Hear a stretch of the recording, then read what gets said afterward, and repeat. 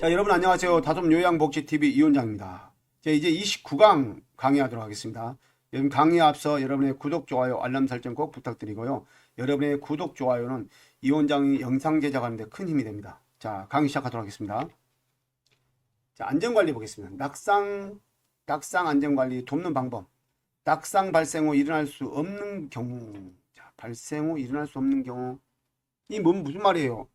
누가 일어나? 어르신이 넘어졌으면 일어날 수 없는 상황이 상당히 심각한 거죠. 혼자 일어날 수 없는 경우에요.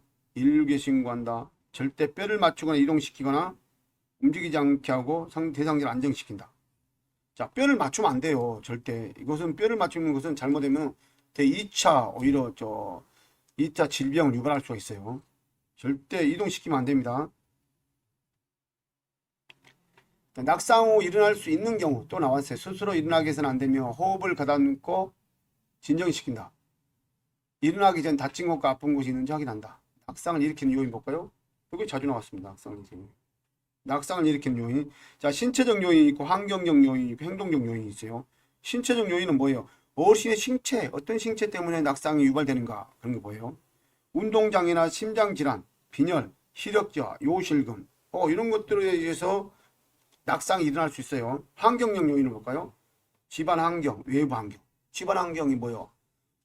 전등이 어둡고, 또 집안에 문턱이 있고, 또 미끄럼 방지 매트가 없고, 안전손잡이가 없고, 그 다음에 계단에 난간이 없고, 계단 가장자리에 미끄럼 방지 테이프가 설치되어 있지 않고, 이런 것들이죠. 그 다음에 또 계단에가 카페트 깔려 있거나, 그 다음에 바닥에 어지럽혀진 물건이 널려 있고, 이런 게 환경적 요인이잖아요. 그죠?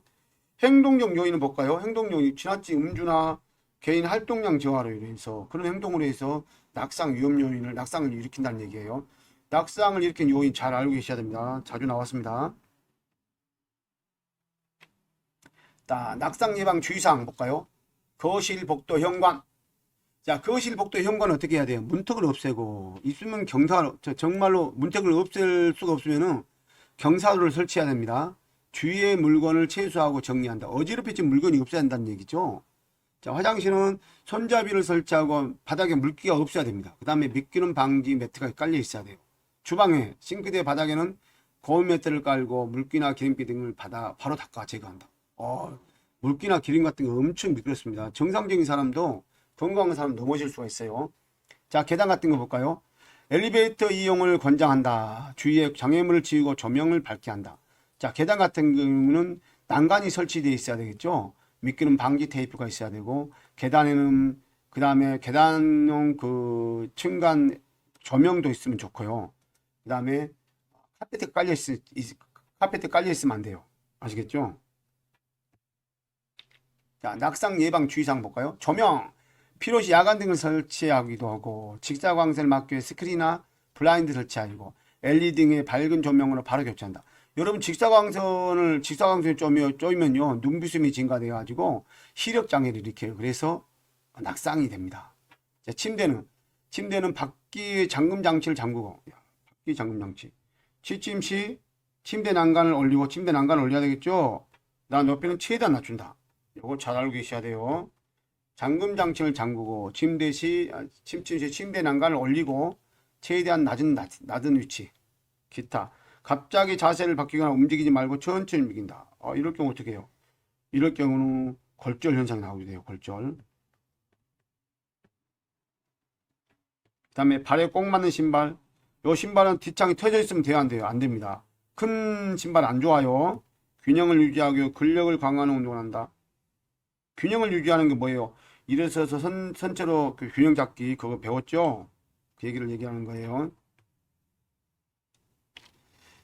자, 화재 예방을 위한 습관 볼까요? 화재. 하나의 콘센트에 여러 개 전기구를 사용하지 않는다. 여러분 콘센트 하나에 여러 개 플러그를 사용하면 안 됩니다. 거기 콘센트는 최소한 몇 개 플러그가 사용할 수 있도록 제작이 되어 있는 거기 때문에 그리고 또 하나의 콘센트에 여러 개 또 연결하고 쓴다는 얘기예요. 그거 절대 불가능합니다. 상당히 위험해요. 열에 의해서 나중에 피부가 벗겨지고 화재가 나기도 합니다. 음식을 조리할 때는 주방을 떠나지 않는다. 주방을 떠나다가 불이 나기도 많이 해요. 성랑, 라이터, 양초는 노인과 어린이 손에 닿지 않게 한다. 난로에 뜨는 세탁물 넣지 말아야 한다.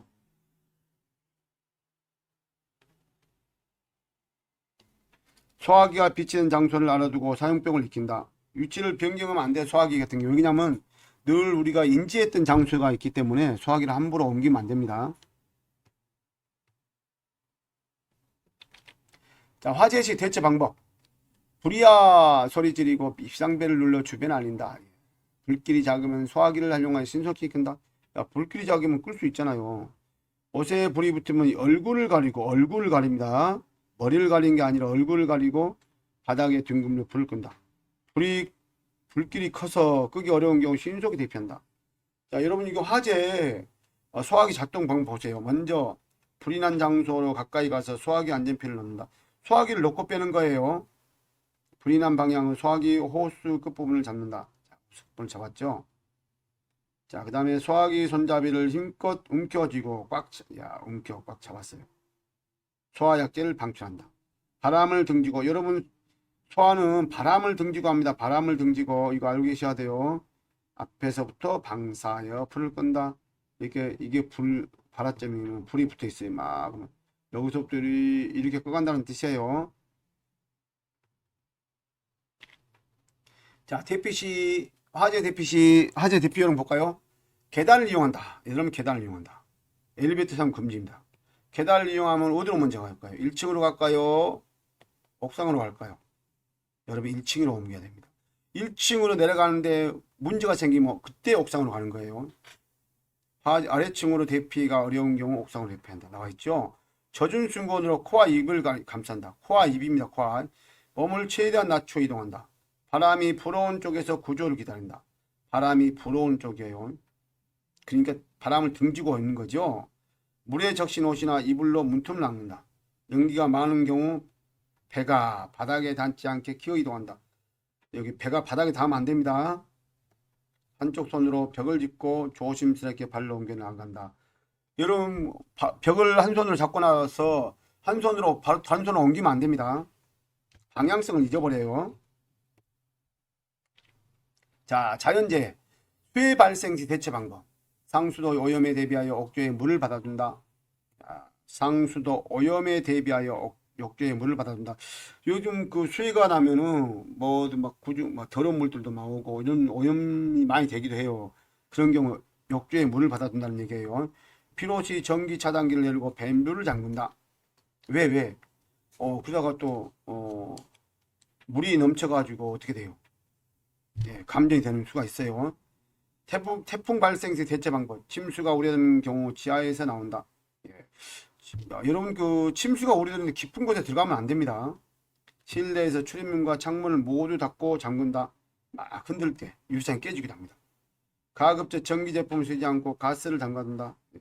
한번 읽어보시면은 충분히 이해할 수 있는 부분이에요. 자, 지진 발생 시 대처 방법. 크고 경관 구조물의 아래로 피난해 몸을 웅크린다. 건물 밖으로 나갈 때는 계단을 이용합니다.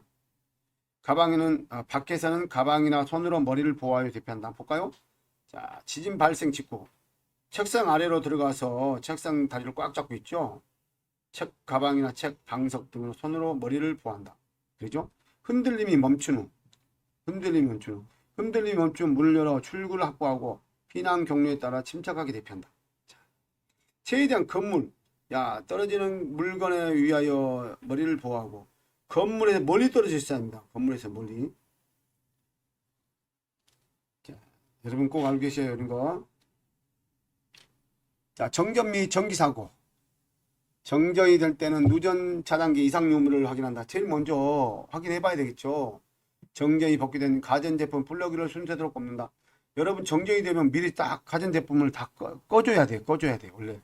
그러고 나서 정전이 복귀되면 순서대로 꼽아야 되는 거예요. 안 그러면 여러분 TV 같은 경우는 그 LED TV 같은 경우 나가버리는 경우가 있어요. 전기가 통하는 짜릿한 느낌이 들거나 소음, 냄새가 날 경우 즉시 사용을 중단한다. 지금 화재 탈 수도 있다는 얘기죠. 하나의 콘센트 여러 개의 전기 코드를 꼽지 않는다. 의료기기는 반드시 접지용 3핀 알죠? 뭔 말인지. 예, 근데 요즘에는 이것이 콘센트예요. 여기 꼽아 있어가지고 여기에 접지가 있어요. 혹은 3구 이렇게 된 경우도 있어요.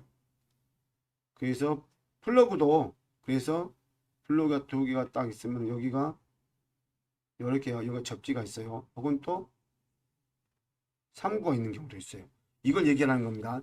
인공호흡기나 흡인기를 사용한 대상자가 있는 경우 장기용형 기관은 정전에 대비하여 보조 전원 장치를 마련해줘야 한다. 보조 전원 장치. 흡인기 사용한 사람은 이런 경우 있는 장기용형 기관은 보조 전원 장치를 꼭 마련해줘야 한다 그래요. 자, 여러분 어떻습니까? 자, 여러분 이제 29강 마쳤습니다. 여기 좀 틈틈이 나오는 경우도 있습니다. 지금 장마철이다 보니까 수해 관련해서 문제가 나올 수 있어요. 정전 관련해서. 그래서 여러분 잘 숙지하시고 여러분 그 다솜 요양복지TV에서 드린 강의 내용만 잘 들으면 합격할 수 있습니다. 여러분 어떻습니까? 우리 다솜 요양복지TV에서 드리는 강의 내용 좋았습니까? 예, 여러분이 좋았다고 생각하시면 구독, 좋아요, 알람 설정까지 꼭 부탁드리겠습니다. 여러분의 구독, 좋아요는 이 원장의 강의하는 데 큰 힘이 됩니다. 감사합니다. 다음 30강에 만나 뵙도록 하겠습니다. 감사합니다.